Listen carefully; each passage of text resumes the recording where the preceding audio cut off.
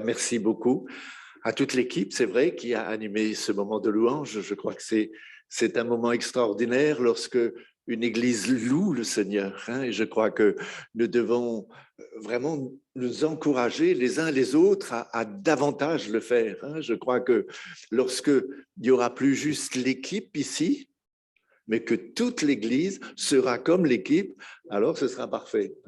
Voilà, en tout cas, c'est comme ça que le Seigneur le voit. Il ne veut pas qu'on ait une équipe d'animation, il veut une église qui loue le Seigneur. Alors, le jour où vous serez tous debout à chanter plus fort que eux, ça sera bien. Voilà, en tout cas, merci pour tout ce qu'ils font, merci pour leur engagement régulier au service de l'Église et au service de notre Seigneur. Alors, j'aimerais poursuivre ce matin une étude que j'ai commencée et qui va se prolonger encore sur le thème d'être dans le temps de Dieu. L'Ecclésiaste, au chapitre 3, au verset 1, c'est ce verset que j'avais lu il y a un mois, nous dit qu'il y a un temps pour tout, un temps pour toute chose sous les cieux. Et ensuite vient une longue énumération des temps de Dieu, et notamment où il est dit un temps pour, vous vous rappelez, bâtir. Un temps pour bâtir. Bâtir l'Église a été le projet de Dieu dès l'origine de la création, comme le dit Paul dans Éphésiens 1, versets 22 à 23. Il est dit, Dieu a tout mis sous ses pieds, et cela dès l'origine du monde. Et il l'a donné pour chef suprême à l'Église, qui est son corps, la plénitude de celui qui remplit tout en tous. Nous verrons le sens de ce verset par la suite. Mais souvenons-nous, retenons bien que bâtir l'Église a été le projet de Dieu dès la création, dès le début, dès l'origine. Ce n'est pas quelque chose qui est apparu au travers des siècles. C'est dans la pensée de Dieu de bâtir son Église. C'est vrai, vous me direz peut-être qu'aujourd'hui, tout indique que le retour du Seigneur est proche. Alors, faut-il continuer à travailler? Faut-il continuer à aller de l'avant? Faut-il s'inquiéter? Faut-il se mettre au travail? Je voudrais rappeler ce que Paul écrit dans sa première épître aux Corinthiens, chapitre 15, verset 58. Il dit, « Mes frères bien-aimés, soyez fermes, inébranlables, travaillant de mieux en mieux, à l'œuvre du Seigneur, sachant que votre travail ne sera pas vain dans le Seigneur. » Ce matin, nous avons eu des appels pour ne pas s'inquiéter. J'ai beaucoup aimé les prophéties qui ont été données par Vanessa, par notre frère, comment il s'appelle? Lorenzo, oui. Pardonnez-moi, moi les noms, c'est un problème. Il paraît que c'est l'âge. Alors bon, voilà. Mais voilà, donc je crois que nous avons eu des appels à ne pas nous inquiéter, à tout cela. Mais au contraire, je crois que c'est un appel aussi à persévérer, à continuer et à travailler dans l'œuvre de Dieu. Comme nous l'avons vu le 16 janvier dernier, c'était là que j'avais donné ce premier message, Dieu fait toutes choses bonnes en son temps. Dieu fait toutes choses bonnes en son temps. Alors je crois que la première leçon qu'il faut que nous en retenions, c'est que ce soit pour nos propres vies, qu'elles soient familiales ou professionnelles, mais aussi que ce soit pour l'Église, nous devons veiller à ne pas être en dehors du temps de Dieu, en dehors du projet de Dieu. Sinon, d'ailleurs c'est Dieu qui nous en avertit, les portes du séjour des morts prévaudront contre nos projets à nous. ou bien pour ne pas bâtir sur le sable, comme Jésus l'a dit dans une parabole. Être dans le temps de Dieu, frères et sœurs, c'est écouter et obéir à la parole de Dieu. Être dans le temps de Dieu, c'est entendre ce que l'Esprit dit, ce que l'Esprit me dit et dit à l'Église. Souvenez-vous des lettres de l'Apocalypse. Ce que l'Esprit dit à l'Église. Vous savez, tout l'Ancien Testament, avec Noé, Abraham, Moïse et tous les prophètes, puis Jésus lui-même en sont la parfaite illustration. Être dans le temps de Dieu. Et nous verrons dans les prochains messages que la construction de l'Église, celle voulue par Jésus, ne peut se faire qu'avec des disciples qui écoutent l'enseignement de Jésus et qui entendent la voix du Saint-Esprit.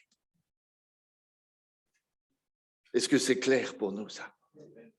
La construction de l'Église ne peut se faire qu'avec des hommes et des femmes, des disciples de Jésus, qui écoutent l'enseignement de Jésus, qui veulent y obéir et qui entendent la voix du Saint-Esprit.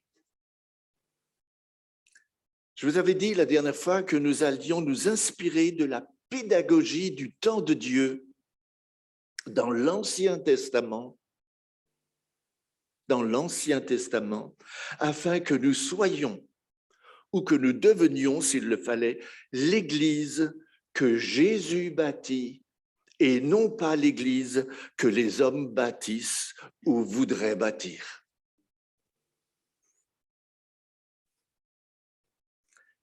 Le titre de mon message d'aujourd'hui est donc « Le temps de Dieu pour bâtir son Église ». Et nous allons voir ce matin quelle est la pédagogie de Dieu pour former ses bergers et pour faire de son peuple, c'est-à-dire de nous, la famille de Dieu. Avec Noé, là, nous pourrions découvrir un homme qui doit affronter sa famille, affronter ses voisins, affronter ses collègues de travail, sa communauté, probablement au milieu des moqueries et du mépris, pour sauver 8 personnes. 8 personnes. Mais pour acquérir la patience, la persévérance et l'humilité et devenir le prédicateur de la justice, comme en parle 2 Pierre 2,5. 100 ans pour former Noé. 100 ans pour former Noé. On a encore un peu de temps, hein? Avec Abraham, nous découvrons la pédagogie de Dieu pour apprendre à entendre sa voix. Apprendre à entendre la voix de Dieu, à ne compter que sur Dieu, croire ses promesses quand bien même elles tardent, et accepter, oui, aller jusqu'à accepter d'offrir sa vie et son fils à Dieu. Abraham, c'est l'école de la foi, afin qu'Abraham devienne l'ami de Dieu. On pourrait en parler longuement de toutes ces choses. Mais pour nous rendre attentifs à la pédagogie de Dieu, pour former en nous l'image de Jésus et faire de nous l'épouse de Christ, je me suis arrêté sur Moïse. Moïse est, je crois, l'une des meilleures illustrations de ce que signifie être dans le temps de Dieu, pour faire de cet homme impatient et impulsif, c'est le moins qu'on puisse dire. Hein? Vous vous souvenez qu'il a enterré sous le sable Un Égyptien. Eh bien, pour faire de cet homme impatient et impulsif l'homme le plus patient du monde, l'ami de Dieu, l'homme qui parle avec Dieu, l'homme qui écoute Dieu et l'homme que Dieu écoute. Autrement dit, le temps de Dieu pour faire de Moïse l'homme à l'image de Christ. L'homme à l'image de Christ.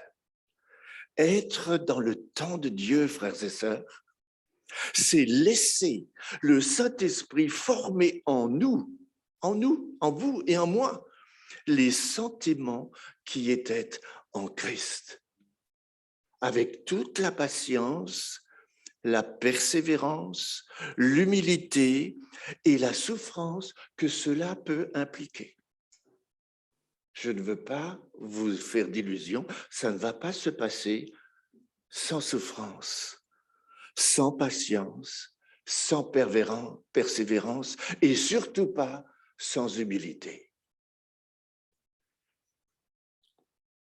Avant d'aller plus loin dans mon message, j'aimerais vous donner un témoignage que certains connaissent déjà, je l'ai déjà partagé avec quelques frères et sœurs.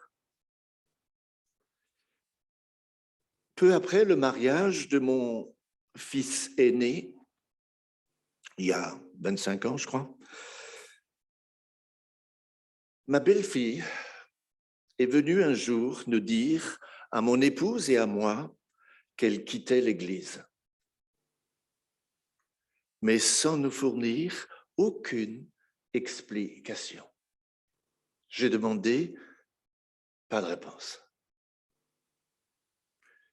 Et à partir de ce moment-là, nous ne verrons plus ni notre fils, ni notre belle-fille, ni nos petits-enfants, qui n'étaient pas encore nés d'ailleurs. Mais nous savions que nous allions devenir papy et mamie virtuels, mais pas réels. Alors, au vu de cette situation, j'ai demandé aux pasteurs et aux anciens d'arrêter mon ministère d'ancien. Je ne pouvais pas me sentir à l'aise avec un tel poids sur moi. Mais les frères ne m'ont pas suivi. Ils ont jugé que ce n'était pas juste. C'est vrai que bien des personnes m'ont dit « tu ne devrais pas accepter ça ». Même le beau-père de mon fils m'a dit « mais non, ne te laisse pas faire. Tape sur la table », m'a-t-il dit. Mais avec mon épouse, nous avions décidé de nous taire, d'accepter et de nous contenter de prier. C'était long. C'était très long et surtout très dur. Très dur de ne pas voir grandir nos deux petites filles, de ne jamais les prendre dans nos bras, de ne jamais les embrasser, de ne jamais pouvoir jouer avec elles, de ne jamais pouvoir remplir notre rôle de papy et de mamie. Plus de 20 ans vont ainsi passer. 20 ans vont ainsi passer, avec beaucoup de souffrance et beaucoup de questions. Le temps de Dieu n'est arrivé qu'au mois d'octobre dernier. Vous voyez, c'est tout récent. À l'occasion de mes 80 ans, j'ai eu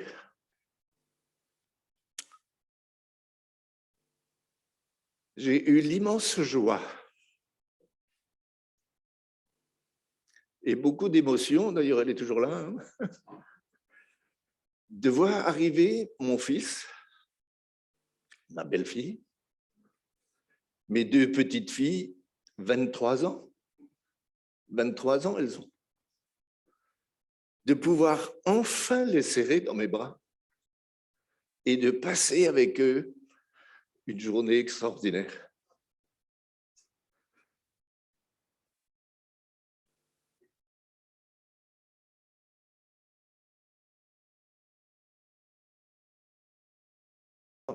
dans beaucoup de larmes, dans le silence et dans bien des souffrances pour être dans le temps de Dieu. Le temps de Dieu. Voilà, je voudrais maintenant regarder avec vous comment Dieu va faire de Moïse le serviteur selon le cœur de Dieu, mais dans le temps de Dieu. Connaissons tous l'histoire de Moïse, je ne vais pas vous lire les textes, ce serait trop long. Mais nous savons bien que Moïse va être élevé à la cour d'Égypte, considéré comme fils de la fille de Pharaon, donc promis à un avenir brillant. Vous imaginez être le fils de la fille de Pharaon, qu'est-ce que cela impliquera? Et n'est-ce pas que nous aussi, nous espérons que nos enfants aient un avenir sympathique, hein, pour ne pas dire brillant? Nous avons sûrement des ambitions pour nos enfants, n'est-ce pas?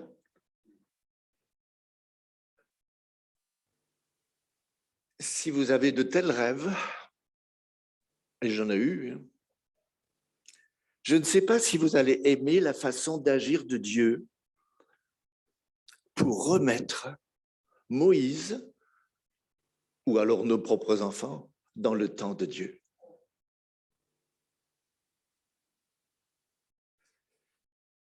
Vous savez, il va d'abord permettre que Moïse démolisse lui-même son rang et son avenir dans le monde et au sein de son peuple.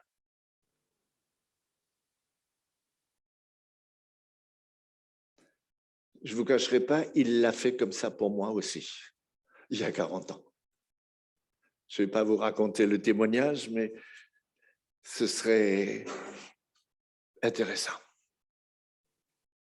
Dieu a d'abord laissé Moïse vivre avec ses convictions à lui, avec ses certitudes à lui.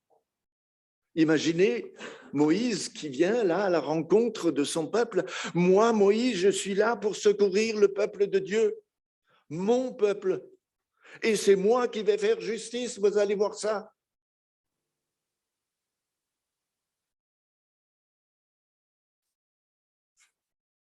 Mais pour être dans le temps de Dieu, Moïse devra d'abord refuser d'être appelé fils de la fille de Pharaon, accepter d'être maltraité avec le peuple de Dieu, se dépouiller de son rang social ainsi que de son autorité humaine et fuir l'Égypte, fuir le monde, sortir du monde. Pour ne plus être qu'un simple serviteur parmi les serviteurs de son beau-père, Moïse devra quitter l'école de la gloire pour partir à l'école des sentiments qui étaient en Christ. École où Dieu lui apprendra à se dépouiller, à s'humilier, à entendre, à écouter, à voir, à se soumettre. Un long, très long temps de formation allait commencer pour Moïse. De longues années à l'école de Dieu avec un examen au bout. Avec un examen au bout. Celui où Dieu appelle Moïse du milieu du buisson ardent, lui demande d'ôter ses sandales avant de s'approcher pour entendre ce que Dieu attend de lui. Non, Moïse. Tu ne seras pas le berger d'une belle église avec des gens super sympas. Tu seras le serviteur du Dieu 3 fois saint dans un lieu saint et un peuple au cou raide.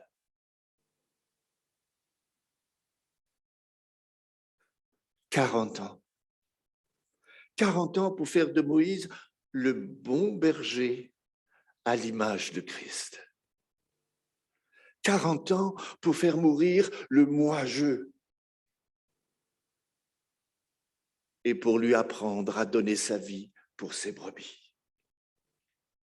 Moïse était maintenant le serviteur qui réalisait non seulement la difficulté de sa mission, qui reconnaissait ne pas avoir les capacités humaines pour l'accomplir et qui était disposé à la partager avec son frère. Je ne sais pas, est-ce que ce matin, il y a au milieu de nous des frères et sœurs qui brûlent de servir le Seigneur? Il y en a? Oui. Eh bien, permets-moi alors de te poser cette question. Es-tu prêt à passer par l'école de Dieu au sein de ton assemblée? Es-tu prêt à passer par l'école de Dieu au sein de ton assemblée?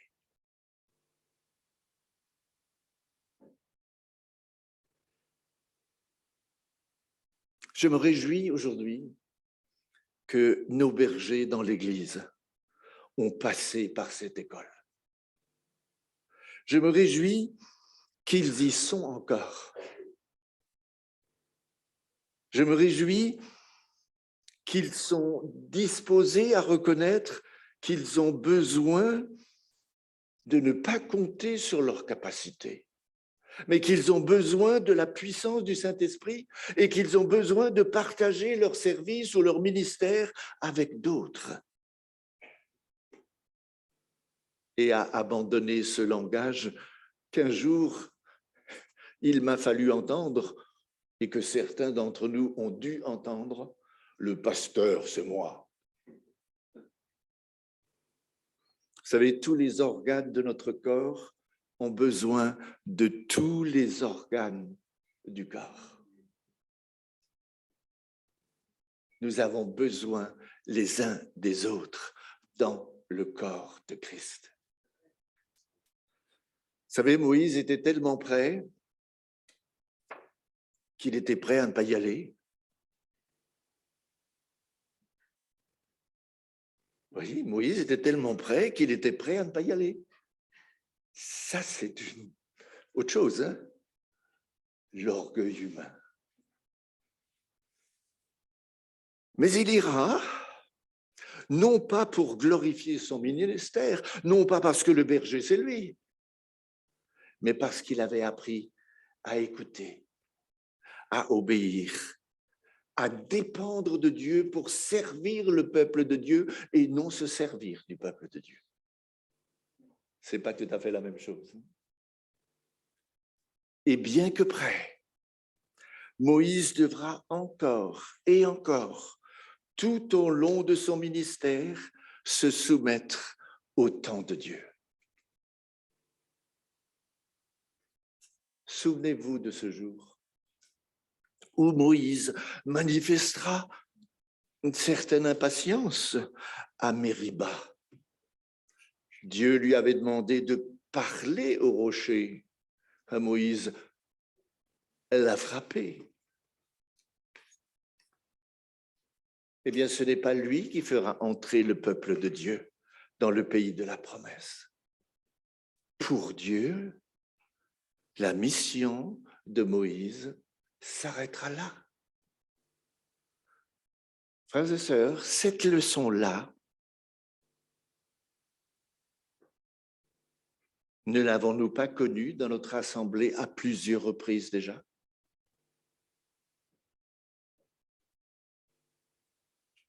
C'est pourquoi, à l'école de Dieu, ne soyons pas des rebelles. C'est tellement la mode d'aujourd'hui. Dans nos écoles, les élèves se rebellent contre les enseignants. Ne soyons pas comme eux. Et retenons bien, frères et sœurs, que notre vie quotidienne de chrétiens et au sein de l'Église, c'est l'école de la patience, c'est l'école de la persévérance, c'est l'école de l'amour et de l'humilité pour devenir des disciples ou des bergers qui sont dans le temps de Dieu. Qui sont dans le temps de Dieu. Et puis, je vais terminer avec cela. Dans le grand projet de Dieu qu'est l'Église, un mot encore sur le temps de Dieu pour faire de nous la famille de Dieu.